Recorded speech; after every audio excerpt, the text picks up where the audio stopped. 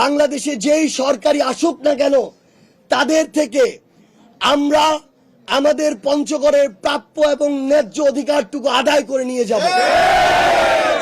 চাঁদাবাজি, দখলদারিত্ব, দুর্নীতি, ক্ষমতার অপব্যবহার সহ সকল ধরনের অপকর্মের কবর রচনা করব। ইলেকট্রনিক এবং প্রিন্ট মিডিয়ার সম্মানিত সাংবাদিক ভাই এবং বোনেরা, আপনাদের সবাইকে জাতীয় নাগরিক পার্টি এনসিপির পক্ষ থেকে সংগ্রামী শুভেচ্ছা। আজকে আমাদের জন্য, আমার জন্য, আমার জীবনের অন্যতম একটি স্মরণীয় এবং স্মৃতিময় দিন। আমি জাতীয় নাগরিক পার্টি এনসিপির কাছে আমার যে মনোনয়ন, যে আবেদনপত্র, সেই আবেদনপত্রটি সংগ্রহ করেছি।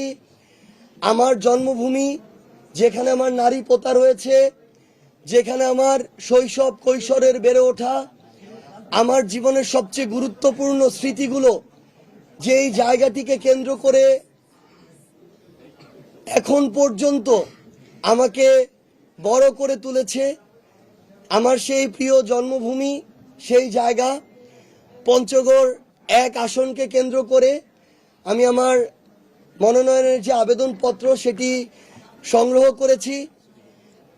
আমি মনে করি যে আমরা যেমন আমাদের এই বাংলাদেশের প্রতিনিধিত্ব করি, তেমনিভাবে আমাদের যেই জন্মস্থান, আমাদের ওই প্রত্যন্ত গ্রামাঞ্চল, বাংলাদেশের সর্ব উত্তরের জেলা, সেই জায়গাটিরও দায়িত্ব নেয়া এটা আমার অন্যতম বড় একটি দায়বদ্ধতা। বিগত সময়ে আমার এই অভাগা পঞ্চগড় জেলায় অনেক এমপি ছিল, মন্ত্রী ছিল, কিন্তু পঞ্চগড়ের প্রাপ্য অধিকারটুকু আদায় করে নিয়ে যাওয়ার মতো পঞ্চগড়ের জনমানুষের নেতা আমরা এর আগে পাইনি।